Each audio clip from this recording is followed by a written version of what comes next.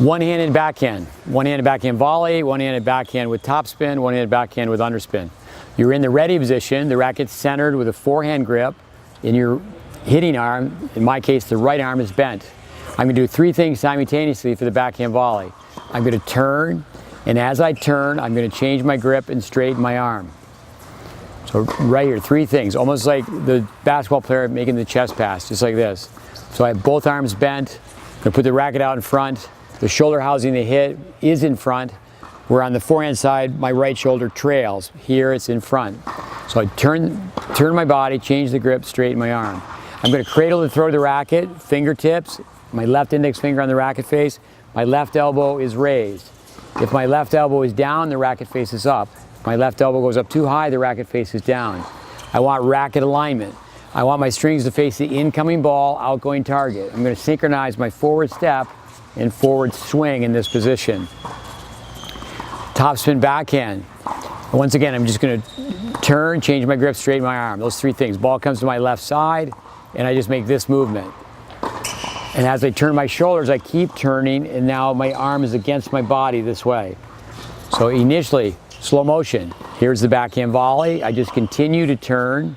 My arms on the inside are close to my body, and then I swing away from my body. My racket and body are synchronized. They're both up high. My racket head is at head level. And then now I'm going to sit in the imaginary chair. I bend my back knee as I step out. I get way down here with the racket face closed. And I'm going to lift up from my shoulder, just ATA, air of the armpit. It's a rising socket. It's not a rotating socket. I'm going to lift my arm up like the hood of a car. In this manner, I don't want the racket to swing like a door like this. It's so important on hitting a topspin backhand to get the racket below the ball and then close the racket face in this position. When the racket face is closed, then and only then can you swing inside out. So I want to have an upward angle, swing away from my body. I want to swing fast. So I'm going to wait with the racket up high. Right before the ball bounces, that's when I'm going to let the racket drop. Okay, now it's a two-handed backhand is just really a left-handed forehand. The principles are exactly the same. I turn, change my grip, straighten my arm. The ball doesn't know whether it's being hit by a one-hander or a two-hander.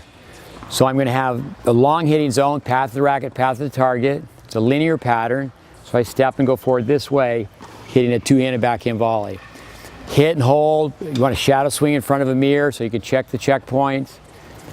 My head's going to be in front of my stepping foot. Racket's up at a 45-degree angle. Left elbow's bent. I'm up on my back toe. And I'm way out away from my body with my right arm relatively straight. So here's a backhand volley.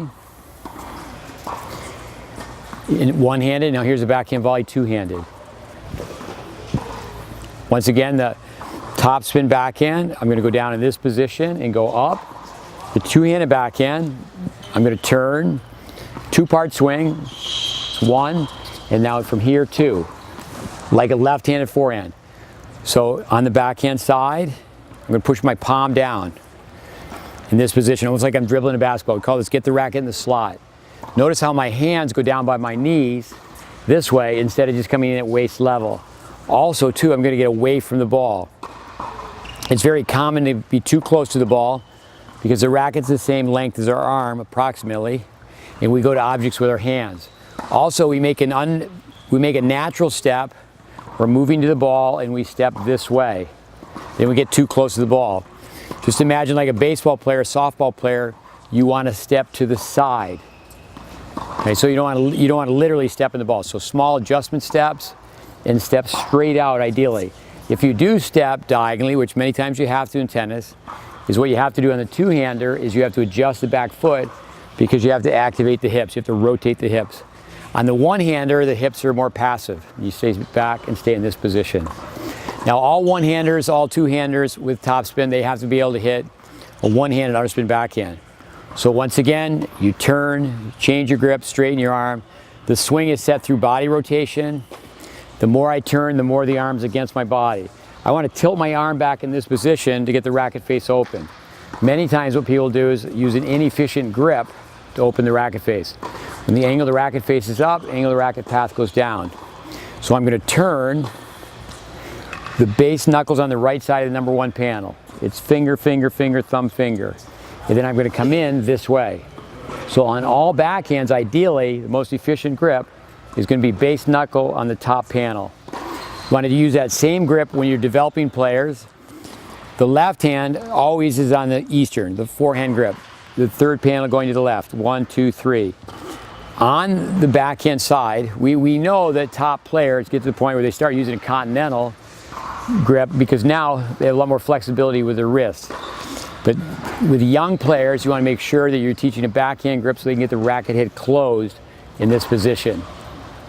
The reason that players evolve to a continental grip is the left hand dominates in this position. But to just demonstrate all the backhands, here's a one-handed backhand volley. Here's a two-handed backhand volley. Okay, now the underspin backhand.